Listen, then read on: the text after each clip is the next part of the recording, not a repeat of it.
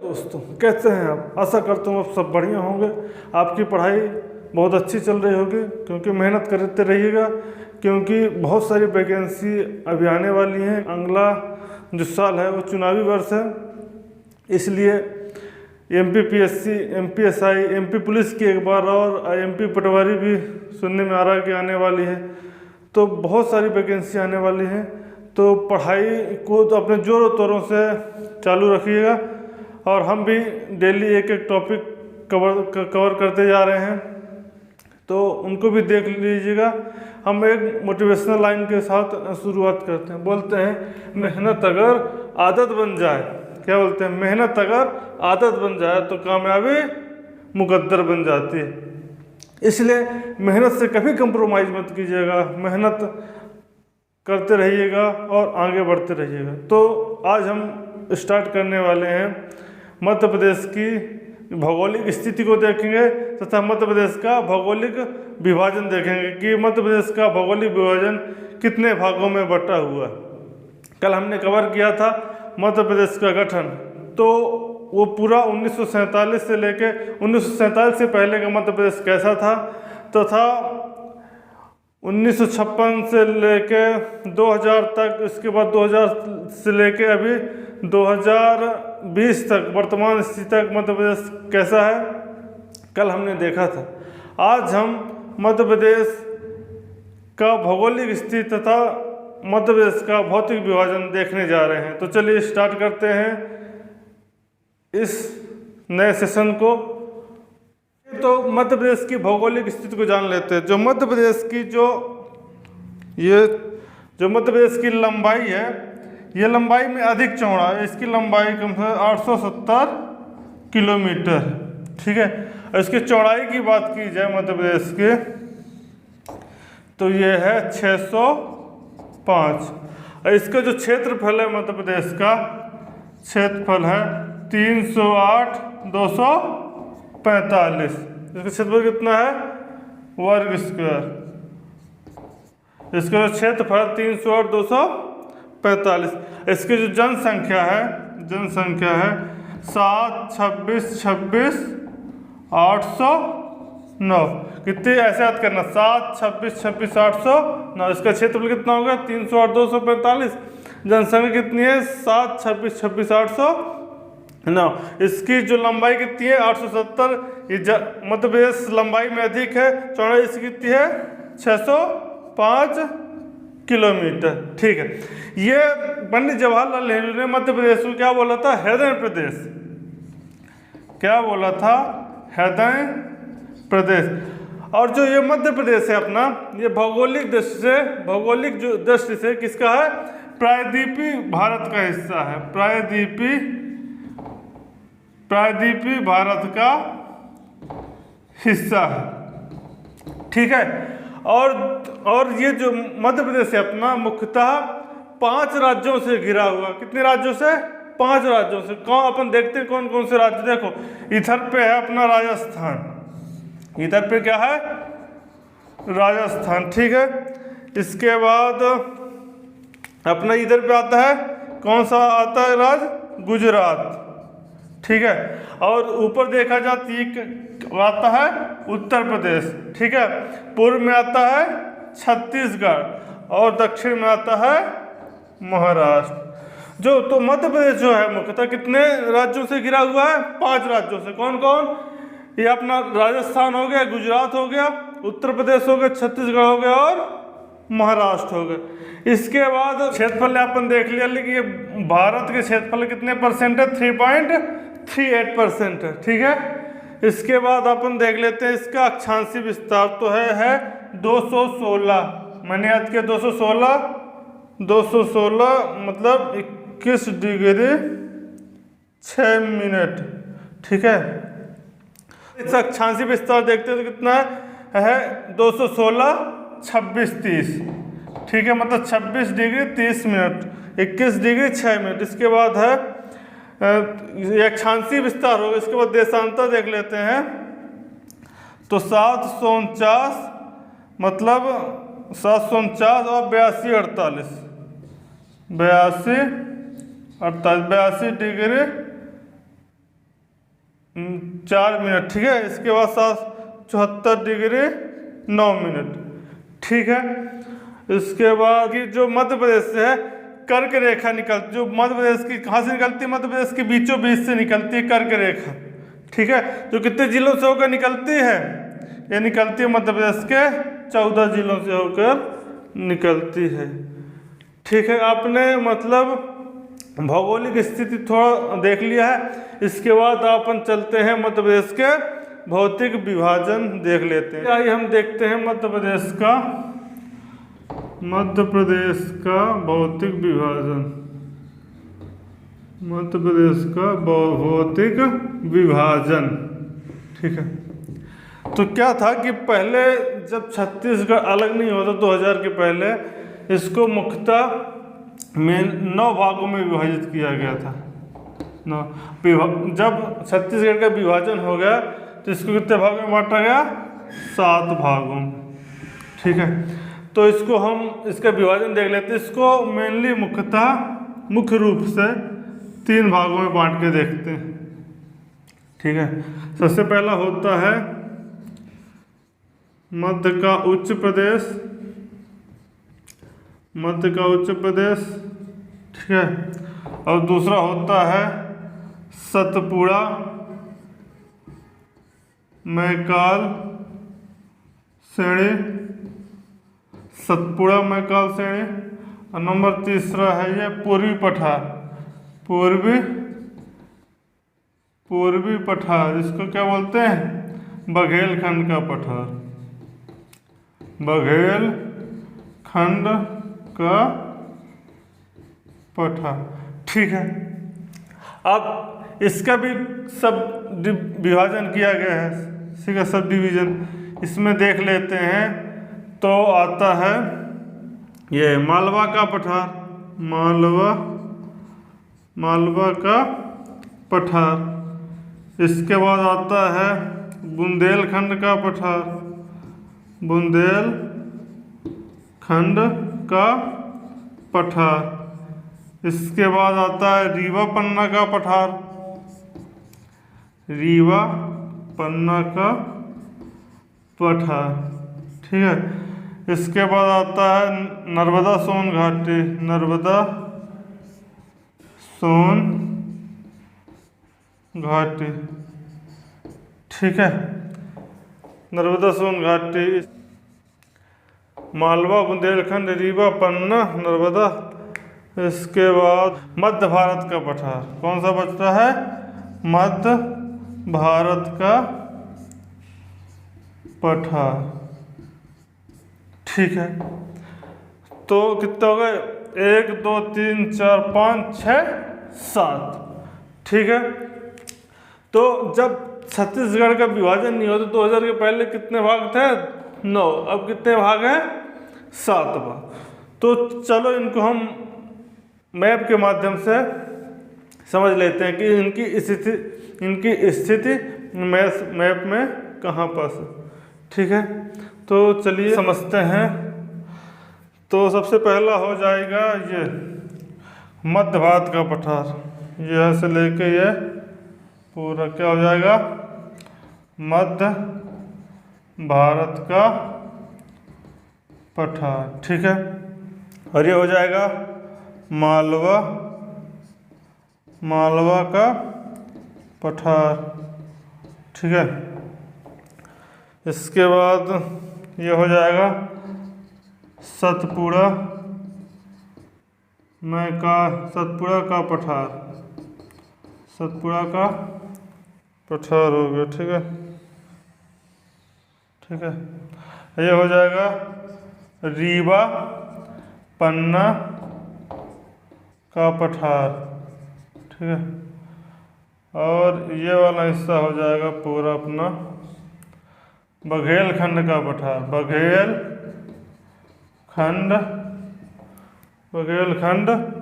का पठार, ठीक है। अब इसके बाद यहाँ पे हो जाएगा अपना ये पूरा हिस्सा, ये हो जाएगा पूरा, हो जाएगा बुंदेलखंड का पठार, बुंदेलखंड का पठार। तो सबसे बड़ा पठार कौन सा है? मालवा का पठार। कौन सा है? मालवा का पठार। कितने परसेंट? 28%। ठीक है, ये अभी एक और बच रहा ना, ये हो जाएगा नर्मदा सोनघाट। कौन सा? नर्मदा सोन घाट। ठीक है, कितना होगा? 7, 1 2 3 4 6 7। ठीक है, सबसे बड़ा पठार कौन सा है? मालवा का पठार। कौन सा है? मालवा का। उसके बाद आता है नर्मदा सोनघाट। कितने परसेंट है? 26%। ठीक है, ये कितने परसेंट हो गए? 26%। इसके बाद आता है, यह है 10.68%। ठीक है, इसके बाद सतपुड़ा है 11%। इसके बाद है ये है लगभग 7%। ठीक है, 7% हो गया। इसके बाद है ये है 7.7। इसके बाद ये 10.37। ठीक है, ये सब परसेंटेज में है। तो सबसे बड़ा कौन सा है? मालवा का पठार। सबसे छोटा कौन सा हो जाएगा? बघेलखंड का पठार। कितने परसेंट? 7%। ठीक है, इसका क्षेत्रफल भी 32,896। ठीक है, इसका कितना पड़ता है? 88,222। इसका है 86,000। इसका है 34,000 वर्ग किलोमीटर। ठीक है, इसके बाद आता है इसका बुंदेलखंड का 237 वर्ग किलोमीटर। ठीक है, इसके बाद है 31,955 वर्ग किलोमीटर। ठीक है, इसके बाद आता है कितना? 21,570 वर्ग किलोमीटर। ठीक है, मतलब ये सबसे छोटा पठार है। मालवा के पठार की सबसे ऊंची चोटी है सिगार चोटी है। कितने? 881 मीटर। इसके बाद आते जाना पाव तो कितनी? 854। ठीक है, मीटर। इसके बाद है सतपुड़ा की सबसे ऊंची चोटी है धूपगढ़। कौन सी है? धूपगढ़। जो कितने? धूपगढ़ जो कितने? 1350। ठीक है, मीटर। और बुंदेलखंड की सबसे ऊंची चोटी है सिद्ध बाबा की चोटी। सिद्ध बाबा की चोटी। ठीक है, ये हो गया। हमने इसकी मतलब भौतिक विभाजन को मैप के माध्यम से कवर कर लिया। अब ऐसा करेंगे कि मतलब एक एक पठार को अपन डिटेल में समझेंगे। ठीक है, तो अपन अब स्टार्ट करते हैं। सबसे पहले मालवा का पठार। मालवा का पठार की क्या स्थिति, उसकी मिट्टी क्या पाई जाती है, उसके बाद उसमें उद्योग क्या क्या हैं, इसके बाद कौन कौन से पर्यटन हैं, ये सब हम जानने की कोशिश करें। तो चलिए हम देखते हैं मालवा का पठार। ठीक है, तो इसकी सबसे पहला पॉइंट देखते हैं स्थिति। ठीक है, इसकी स्थिति कैसी है तुम भी लोग समझो कि अपना ये पूर्वी हो गया, ये क्या हो गया? पश्चिम हो गया, ये उत्तर, ये दक्षिण। तो अपना जो मालवा का पठार मध्य प्रदेश की कहाँ पे है बताओ? ये पूर्व, एक सिंपल सी बात है, पश्चिम में। कहाँ पे है? पश्चिम में। हाँ, ठीक है। इसके उत्तर में कौन सा पठार है? उसके उत्तर में है मध्य भारत का पठार। अपन ने पढ़ लिया है क्या है? मध्य भारत का पठार। इसके दक्षिण में क्या है? दक्षिण में है नर्मदा सोनघाट। ठीक है, दक्षिण में नर्मदा सोनघाट। इसके पूर्व में क्या है? इसके पूर्व में है बुंदेलखंड का पठार और रीवा पन्ना का पठार।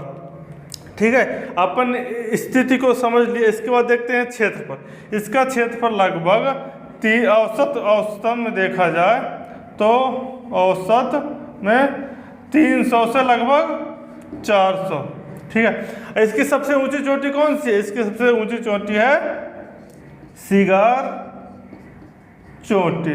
ठीक है, जो इसकी लंबाई कितनी है? 881 मीटर। ठीक है, दूसरे नंबर में आती है जाना पाव। ये कितनी है? 854 मीटर। ठीक है, ये अपन ने ऊंचाई में देख लिया। ठीक है, कितने, सिंगार चोटी 881 मीटर और जानापा कितनी है 854। और जिला, इसके बाद चौथा पॉइंट आता है जिले का। इसमें से लगभग 14 से 15 जिले आते हैं, 15 जिले, जिनमें से देवास, भोपाल, विदिशा, रायसेन, उज्जैन, इंदौर, लगभग 15 जिले आते हैं इसमें से, ठीक है। इसके बाद हम लोग देख लेते हैं इसमें वर्षा। इसमें वर्षा पूर्व की अपेक्षा पश्चिम में वर्षा कम होती है। देख लेते हैं वर्षा। वर्षा पूर्व की अपेक्षा पश्चिम में वर्षा क्या होती है, कम होती है। कहाँ, क्योंकि यहाँ पे बारिश क्या है, बारिश ज़्यादा होती है, ठीक है, क्योंकि पेड़ पौधे अधिक हैं, ठीक है। इसके बाद वर्षा कम से, इसमें 40 से 85 होती है, 10 सेंटीमीटर, ठीक है, वर्षा कमी है। इसमें मिट्टी जो है, मिट्टी कौन सी पाई जाती है, इसमें मिट्टी काली मिट्टी पाई जाती है। क्योंकि इसका जो है काली मिट्टी इसलिए पाई जाती है क्योंकि जो इसका उद्भेदन हुआ है मालवा के पठार का, वो ज्वालामुखी से हुआ, दक्कन ट्रैप ज्वालामुखी से हुआ, इसलिए से यहाँ पे कौन सी मिट्टी पाई जाती है, काली मिट्टी। इनमें नदियों की बात करें, नदियाँ, इसमें से नदियों में चंबल, कौन से, चंबल हो गई अपना, चंबल छिप्रा हो गई, चंबल छिप्रा, काली सिंध, चंबल छिप्रा, काली सिंध, यही मुख्यतः नदियाँ पाई जाती हैं, ठीक है। और वन इस पश्चिम क्षेत्र में, मालवा के पठार में वन पूर्व की अपेक्षा क्या है, यहाँ पे क्या पाए जाते हैं, कम पाए जाते हैं, ठीक है। इसकी जो जलवायु है, इसकी जलवायु सम जलवायु, ना ज़्यादा गर्मी ना ज़्यादा ठंडी, ठीक है। इसका जो निर्माण हुआ है कहाँ से हुआ है, बता चुका हूँ, दक्कन ट्रैप, मतलब ज्वालामुखी के उद्भेदन से ही मालवा के पठार का निर्माण हुआ। इसमें जो फसल पाई जाती है, कौन सी फसल, सोयाबीन, इसके बाद कपास, इसके बाद गेहूँ, मुख्यतः यही फसल पाई जाती है, ठीक है। इसके बाद उद्योग में देख लेंगे तो जैसे है ये छाता उद्योग, और सबसे बड़ा ये महू में है। इसके बाद पीथमपुर में ऑटोमोबाइल सेक्टर का, ठीक है, पीथमपुर, इसके बाद देवास, ठीक है। और पर्यटन में मेन देख लेते हैं तो जैसे पर्यटन में उज्जैन, ओंकारेश्वर, ठीक है, यही पाए जाते हैं। और क्या, मांडू। और खनिज की बात की जाए, खनिज तो मालवा के पठार में खनिज कम है, लेकिन कुछ भागों में जैसे एस्बेस्टस, ठीक है। और इसमें संस्कृति की बात करें तो जैसे नृत्य में होगा मटकी। इसके बाद यह मुख्यतः अपन संस्कृत जैसे गणगौर, इसके बाद माछ के बाद भगोरिया, यही सब संस्कृति पाई जाती है। तो हमने मालवा के पठार को लगभग कवर कर लिया। ये मेंस में भी आता है ना, तो आप पॉइंट डाल के थोड़ा भी लिख देंगे ना, तो आपको पूरे नंबर डायग्राम बना देना, और सबका कितने लगभग 10 से 12 पॉइंट हैं, तो उसमें लिख के तो बस उसके बारे में 2 लाइन, एक लाइन उसकी डिटेल में बस लिखना है, तो आपका प्री में भी पूरा कवर हो जाएगा, इसका मेंस में भी पूरा अच्छे से कवर हो जाएगा। देखिए कितने पॉइंट का अपन ने कवर कर लिए, ठीक है। तो चलिए हम अब देखते हैं मध्य भारत का पठार। तो सबसे पहला इसका पॉइंट देखते हैं, स्थिति, मतलब ये मध्य प्रदेश में कहाँ स्थित है। तो ये सिंपल सी बात है, अपना क्या होगा उत्तर, ये क्या होगा दक्षिण, ये होगा उत्तर, ये होगा दक्षिण, ये होगा पूर्व और ये होगा पश्चिम, ठीक है। तो सिंपल सी बात है, ये मध्य प्रदेश के कहाँ से, मध्य प्रदेश में कहाँ स्थित है, इसकी मध्य प्रदेश की जो स्थिति है, ये मध्य प्रदेश कहाँ पे, उत्तर पूर्व में है। कहाँ पे? उत्तर पूर्व में, ठीक है। और इसके दक्षिण में कौन सा पठार है? यहाँ मालवा का पठार। इसके पश्चिम में कौन सा है? ये राजस्थान राज्य है। इसके उत्तर में कौन सा है? इसके उत्तर में अपना यमुना का बेसिन है, ठीक है। और इसके पश्चिम में, पूर्व में बोला जाए यदि, तो पूर्व में है कौन सा है? ये बुंदेलखंड का पठार। पश्चिम का कौन सा राज्य है? राजस्थान, ठीक है। इसके जो क्षेत्रफल है, इसका क्षेत्रफल लगभग 10.68% है मध्य प्रदेश का, ठीक है। और इसकी ऊंचाई की अपन बात कर ले तो ऊंचाई लगभग 300 से 400 मीटर, ठीक है, इसकी ऊंचाई। और इसमें जिलों की बात करें, जिले इनमें मुख्यतः भिंड, मुरैना, शिवपुरी, इसके बाद दतिया, इसके बाद नीमच, ये जिले आते हैं मुख्यतः, ठीक है। इसके बाद निर्माण, इसका जो निर्माण हुआ है विंध्य शैल समूह के अपर्दन तथा जो चंबल नदी जाती है ना इधर से, उसके जो निक्षेप हैं, इसका जो निर्माण हुआ है चंबल नदी के निक्षेपों तथा विंध्य शैल समूह के अपर्दन से हुआ है, ठीक है। इनमें से नदियों की बात कर ले तो नदियाँ इनमें से काली सिंध हो गई, इनमें चंबल हो गई, ठीक है। इसमें मिट्टी क्योंकि ये अपर्दन से बना, चंबल नदी के अपर्दन, और उधर से यमुना नदी के कुछ निक्षेप भी आते हैं। तो इनमें जो मुख्यतः है जलोढ़ मिट्टी पाई जाती है, जलोढ़ मिट्टी पाई जाती है। इनमें वो इस क्षेत्र में वर्षा पूर्व की अपेक्षा इधर वर्षा थोड़ा कम है, ठीक है। 3 से 85 कमी होती है, मतलब समझ लीजिए 50 से 60 सेंटीमीटर, ठीक है।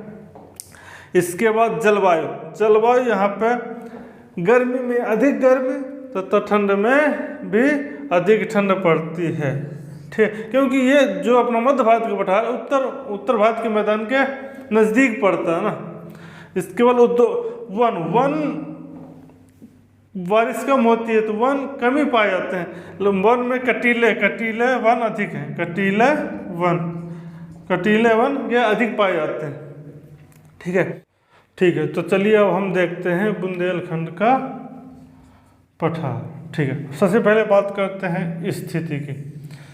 इसकी स्थिति क्या है मध्य प्रदेश में? तो देखिए, ये बुंदेलखंड जो पठार है, बुंदेलखंड का पठार, ये मध्य भारत के पूर्व में पड़ता है। मध्य भारत के, ये पूरा मध्य भारत हो गया, इसे कहाँ पड़ता है? पूर्व में पड़ता है। और बुंदेलखंड के पठार के पूर्व में कौन पड़ता है? यहाँ पे रीवा पन्ना का पठार। कौन पड़ता है? रीवा पन्ना का पठार, ठीक है। ऊपर क्या पड़ता है? ऊपर उत्तर प्रदेश पड़ता है। ऊपर क्या पड़ता है? उत्तर प्रदेश, ठीक है। इसका क्षेत्रफल देखें तो ये मध्य प्रदेश का लगभग 7.6% क्षेत्रफल में फैला हुआ, ठीक है। कितने क्षेत्रफल फैला हुआ? 7.6। जो इसका निर्माण हुआ है बुंदेलखंड के पठार से, ये ग्रेनाइट प्लस नीस की चट्टान, तथा इसका विंध्य शैल समूह के अपर्दन से हुआ, ठीक है। इसकी ऊंचाई लगभग 400 से 500 औसतन की बात कर रहे हैं, ठीक है। इसकी सबसे ऊंची चोटी है कौन सी? सिद्ध बाबा की चोटी। कौन सी चोटी है? सिद्ध बाबा की चोटी, ठीक है। चोटी कौन सी हो गई? सिद्ध बाबा की चोटी, ठीक है। इसमें से जिले की जो बात कर रहे हैं तो जिले में सागर, टीकमगढ़, पन्ना, दमोह, इसके बाद निवाड़ी जो अभी नया बना हुआ है, इसके बाद यहाँ पे दतिया, थोड़ा कुछ हिस्सा शिवपुरी का भी आता है, ठीक है। और जो यहाँ पे फसल होता है गेहूँ, ज्वार, बाजरा मुख्य रूप से, ठीक है। वन की बात करें तो वन में तेंदुपत्ता सबसे अधिक पाया जाता है। तेंदुपत्ता, सागौन, बबूल पौधे पर। इसके बाद इनमें नदियाँ मेन रूप से बेतवा, केन, जामनी जामनी वर्षा वर्षा वर्षा लगभग 70 से 80 सेंटीमीटर। ठीक है। और इसकी जो जलवायु पाई जाती है, जलवायु यहाँ पे भी गर्मी में अधिक गर्मी, ठंड में अधिक ठंड पड़ती है। ठीक है। पर्यटन की बात करें तो पर्यटन में खजुराहो मुख्य रूप से, खजुराहो। ठीक है। इसके बाद अपना है पन्ना टाइगर रिजर्व, पन्ना टाइगर रिजर्व। ठीक है। इसके बाद संस्कृति देख ले, संस्कृति से बधाई नृत्य हो गया, बधाई नृत्य मुख्य रूप से होता है। ठीक है। तो हमने मुख्य रूप से बुंदेलखंड का पठार को कवर कर लिया। ठीक है। तो चलिए हम देखते हैं रीवा पन्ना का पठार। रीवा का पन्ना पठार की जो स्थिति है, इसके उत्तर में देखें तो क्या पड़ता है, उत्तर प्रदेश। इसके पूर्व में देखें तो क्या पड़ रहा है, छत्तीसगढ़। ठीक है। इसके बाद ये बुंदेलखंड के कहाँ पे पड़ता है, ये बुंदेलखंड हो गया पूरा, ये पड़े तो वहाँ दक्षिण पूर्व में। ठीक है। इसके बाद इसके दक्षिण में पूरा सतपुड़ा, ये पूरा सतपुड़ा का क्षेत्र पड़ता है। ठीक है। इसकी ऊंचाई लगभग 400 से 500 मीटर। ठीक है।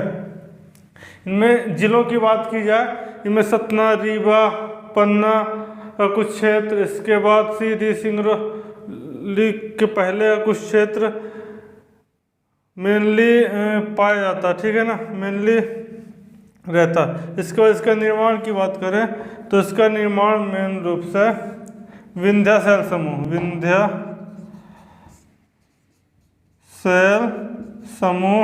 विंध्याचल समूह के अपरदन से हुआ, अपरदन से हुआ। ठीक है।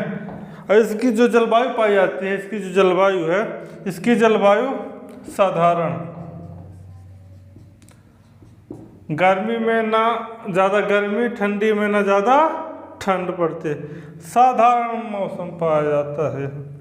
वर्षा की बात करें तो वर्षा कम से कम 100 से 120 सेंटीमीटर होती है। और नदियाँ यहाँ पे मेन अपना कौन सी हो, केवटी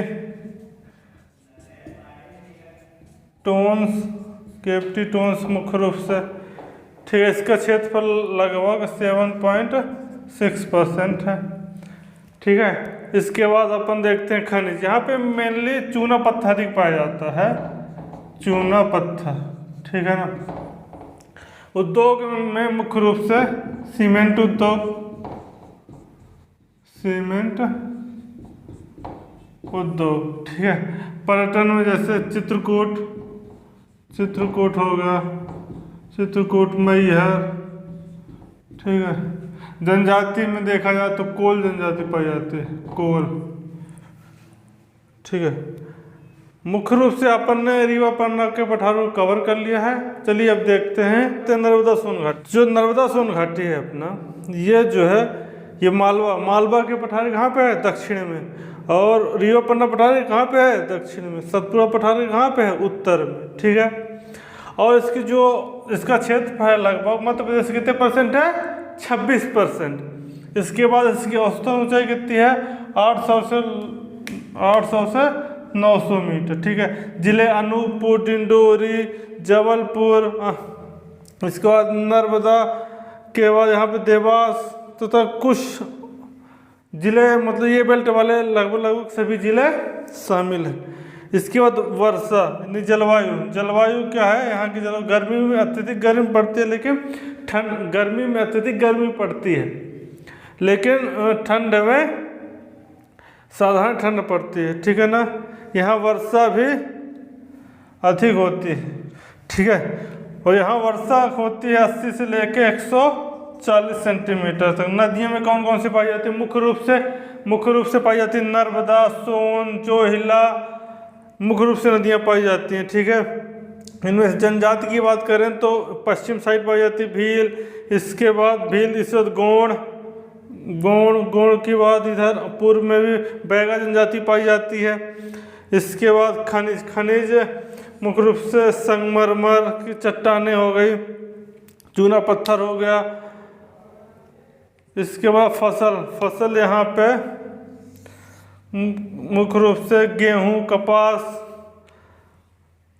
तुअर, ठीक है। इसके बाद यहाँ मिट्टी जो है गहरी काली मिट्टी पाई जाती है। मिट्टी की बात कर रहे हैं तो गहरी काली मिट्टी, ठीक है। अब पूर्व साइड लाल मिट्टी भी पाई जाती है, लाल मिट्टी, ठीक है। वन, सघन वन, सघन वन पाए जाते हैं, जिनमें से साल, सागौन। और पर्यटन में धुआंधार, धुआंधार, कपिलधारा, ठीक है, ये पर्यटन में पाए जाते हैं, ठीक है। मुख्य रूप से हमने मतलब नर्मदा सोन घाटी को कवर कर लिया। तो चलिए देखते हैं ये सतपुड़ा, सतपुड़ा मैकाल श्रेणी, मैकाल श्रेणी, सतपुड़ा मैकाल श्रेणी। तो ठीक है, इसकी मैं सबसे पहले स्थिति देख लेते हैं। जो सतपुड़ा मैकाल श्रेणी है वो सतपुड़ा मैकाल श्रेणी नर्मदा सोन घाटी के समांतर, नर्मदा सोन घाटी के समांतर दक्षिण का फैली हुई, ठीक है। इसके बाद इसका क्षेत्रफल देखते हैं। इसका क्षेत्रफल लगभग 11% है। मध्य प्रदेश के क्षेत्रफल का कितना है? 11%, ठीक है। इनमें से जो जिले आते हैं बड़वानी, खंडवा, बुरहानपुर, छिंदवाड़ा, इसके बाद बालाघाट, मंडला, ये पूरा जितने जो दक्षिण वाले जितने भी जिले हैं वो आते हैं। इसके बाद इसका निर्माण, इसका निर्माण जो है विंध्यन सेल के अपरदन तथा चट्टानों से हुआ है, ठीक है। इसकी जो जलवायु पाई जाती है, इसमें जलवायु में गर्मी में अत्यधिक गर्मी तथा ठंड में अत्यधिक ठंड पड़ती है, ठीक है। यहाँ पे वर्षा सबसे अधिक होती है, यहाँ पे जो वर्षा सबसे अधिक होती है 120 से लेकर 100-150 तक, ठीक है। सबसे वर्षा वाला क्षेत्र यहीं पे है, पचमढ़ी यहीं पे में है, ठीक है। इसके बाद नदियाँ, इसके बाद इसमें नदियाँ जो हैं इसमें से बेनगंगा, ताप्ती, बेनगंगा, ताप्ती मुख्य रूप से नदियाँ हैं, ठीक है। इसके बाद में कागज उद्योग और सूती वस्त्र उद्योग, सूती वस्त्र उद्योग। और खनिज में तांबा, मैग्नीज, तांबा हो गया, मैग्नीज हो गया, बॉक्साइड, चीनी मिट्टी, ठीक है। पूर्वी क्षेत्र में पूर्व में क्या बोल जाती है? धान। पश्चिम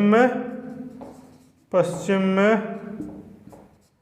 ज्वार, बाजरा, ठीक है। जो जनजाति क्षेत्र है तो पश्चिम में भील, मध्य में भारिया, ठीक है, और पूर्व में बैगा जनजाति पाई जाती है। पर्यटन में देख लेते तो पचमढ़ी मुख्य रूप से 52 गजा, ठीक है। तो हमने मेन रूप से मुख्य चीज़ें सतपुड़ा मैकाल श्रेणी की कवर कर ली। चलिए तो ठीक है दोस्तों, अपना लास्ट है बघेलखंड का पठार देख लेते हैं, ठीक है। तो जो मेन इसकी स्थिति है मध्य प्रदेश कहाँ पे है? मध्य प्रदेश के पूर्वी क्षेत्र में आता है, ठीक है। इसका क्षेत्रफल लगभग कितना है? लगभग 7%। इसकी ऊंचाई कितनी है? 400 से लगभग 500, ठीक है, मीटर में। इसमें जिले आते हैं अनूपपुर, सीधी, सिंगरौली, इसके बाद मंडला, अनूपपुर का क्षेत्र, बालाघाट का कुछ क्षेत्र भी आता है इसके अंदर। इसके अंदर जलवायु में ना ज़्यादा गर्मी ना ज़्यादा ठंड में ना ज़्यादा ठंड, गर्मी में ना ज़्यादा गर्मी। यहाँ पे वर्षा अधिक होती है पूर्वी क्षेत्र में, कम से कम 100 से लेकर 140 सेंटीमीटर तक, ठीक है। इसके बाद यहाँ पे मुख्यतः वन साल, सागौन के वन पाए जाते हैं। इसमें से नदियाँ सोन जोहिला में नदी। मिट्टी यहाँ पे लाल पीली मिट्टी, लाल मिट्टी। ठीक है। फसल की बात करें तो यहाँ पे मेन रूप से धान, गेहूँ। ठीक है। खनिज मुख्य रूप से यहाँ पे अधिक पाया जाता है। ठीक है। खनिज में अपना कोयला, लोहा, ये मुख्य रूप से पाया जाता है कोयला। ठीक है।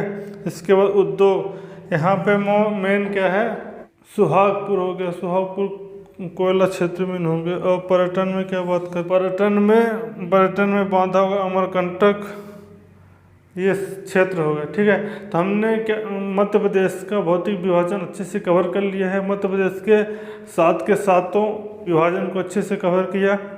चलिए दोस्तों, अब चैनल अच्छा लगा हो तो चैनल को सब्सक्राइब कर लीजिएगा, लाइक कीजिएगा और अपने दोस्तों को शेयर कीजिएगा। धन्यवाद।